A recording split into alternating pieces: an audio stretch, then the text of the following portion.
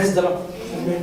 What we share with the saints, what we share with the fathers, what we share with the patriarchs of the Bible is faith, nothing else.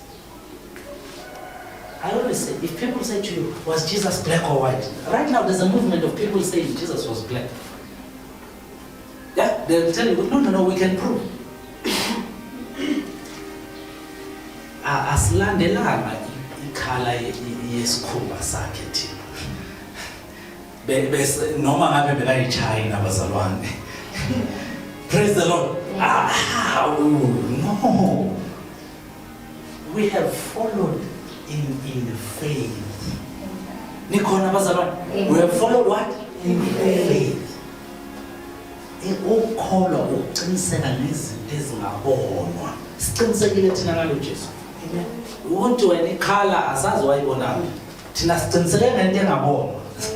Right ngale engabonwa. Amen. Bambethela because bebanaka bakubona. Ngabe wabheka abangaboni beyangeka bethela. Amen. Nikhona abazalwane. Amen. Praise the Lord.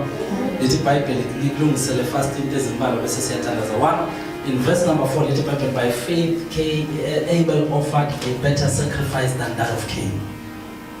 By faith Abel offered a better sacrifice than that of Cain. You know, when you read the Bible in the book of Genesis and you read it, and lithi iBhayibheli bese Cain wathatha kuthathayo wayonikela bese uAbel wathatha the finest, the best in his profit. You might be tempted to think God wants fat things and big things and whatnot. If your sacrifice is not big and fat, then God won't be pleased until you come to the book of Hebrews.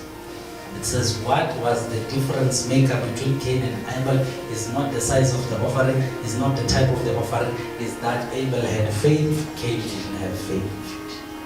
Amen. Push Bible. So look at the things that caused them to do the exploits. So if you have faith, how do we know that you will bring the fat things? Because if you have faith, you will bring fat things.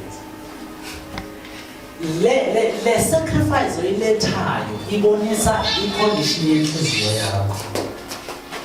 Praise the Lord. Unganikela le sacrifice esidudla unganakholwa, but ngeke uthi ukholwa unganikeli le sacrifice esidudla. Please hear what I'm saying. Amen. If you believe in God, you want to do the best for Him. So you can't buy Him. You can't buy His face. Praise the Lord. Amen.